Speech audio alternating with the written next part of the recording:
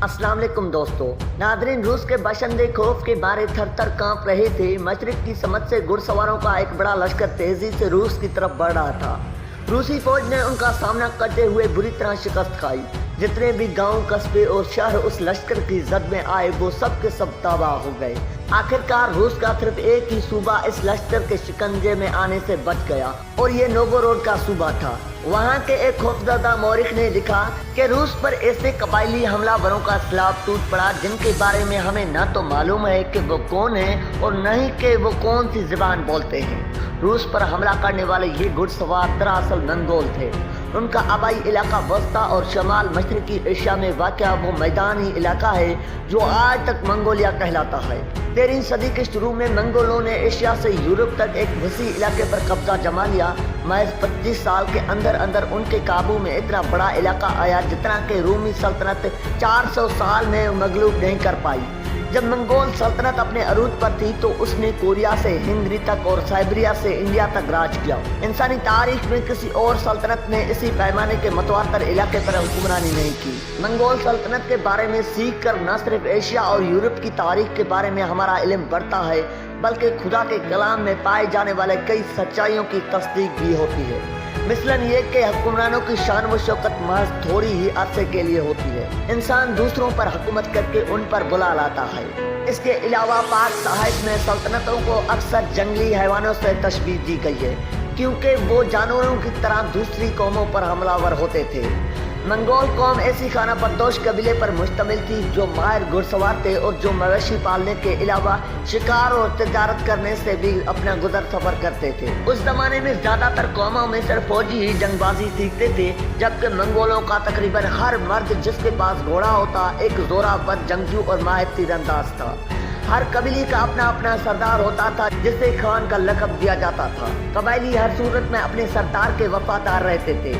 Mongol कबीले 20 साल तक एक दूसरे से लड़ते रहे। आखिरकार तकरीबन 28 मंगोल कबीले तमुजन नामी एक खान की सरबराही के तहत मुत्तहिद हो गए।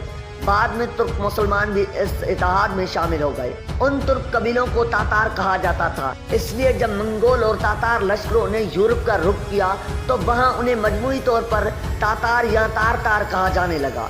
सन 1206 में मंगोलों ने तमोजन को चंगेज खान का लक़ब दिया। इस लक़ब का मतलब ताकतवर हुक्मरान या आलमगीर हुक्मरान है। इसके अलावा इसे खाकान यानी अजीम खान का लक़ब भी दिया गया। चंगेज खान के लश्कर ऐसे तीरंदाजों पर मुश्तमिल थे जो घोड़ों पर सवार होकर भी तीर चलाने में माहिर थे। इसलिए वो इतनी तेजी से हमला कर सकते थे कि दुश्मन उनका मुकाबला नहीं कर पाते। अक्सर मुख्तलिफ लश्कर एक ही वक्त में मुख्तलिफ इलाकों पर हमलावर होते थे। इस तरह मैदान जंग हजारों मील तक फैला होता था। एनकार्टा एनसाइक्लोपीडिया के मुताबिक चंगेज खान जंगबाजी के लिहाज से सिकंदर आजम या नेपोलियन अव्वल के बराबर था। चंगेज खान के जमाने में रहने वाले फारसी मौरिख जोसजानी ने उसके बारे में लिखा है कि वो बड़े तवानाई, इम्तियाज, जहानत और समझदारी का मालिक था, लेकिन उसके साथ साथ जोसजानी ने उसे कसाई का लक़ब भी दिया है। सन 1300 ईस्वी के लगभग मंगोलों की सल्तनत में शगाफ पड़ने लगे। चंगेज खान की औलाद में से बाज़ अफराद ताकत आजमानी करने लगे। इसके नतीजे में मंगोल सल्तनत के दीगर हिस्सों में मुख्तलिफ खान हुकूमत करने लगे। इसके अलावा मंगोल उन इलाकों की तहजीबों को अपनाने लगे जिन पर उन्होंने फतह हासिल कर ली थी।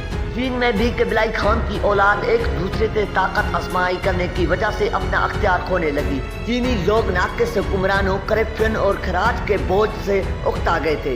लिहाजा उन्होंने 1368 में मंगोलों के तख्त को उल्टा करके यूं सल्तनत को खत्म कर दिया। एशिया और यूरोप पर मंगोल एक आंधी की तरह आए, थोड़े ही अरसे के लिए जोरों पर रहे और फिर आंधी की तरह जल्दी थम गए। इसके बावजूद मंगोलों ने एशिया और यूरोप के नक्शे पर अपना निशान छोड़ दिया। दरहकीकत आज भी मंगोलिया में चंगेज खान को बाबाई कौम ख्याल किया जाता है। जी तो मोअज़्ज़िज़ ख़वातीन व हज़रात, ये थी आज की वीडियो। आज की वीडियो के बारे में आपकी क्या राय है? आपने अपनी राय से हमें ज़रूर आगाह करना है। इसी तारीख की वीडियो देखने के लिए हमारे YouTube चैनल को ज़रूर सब्सक्राइब करें।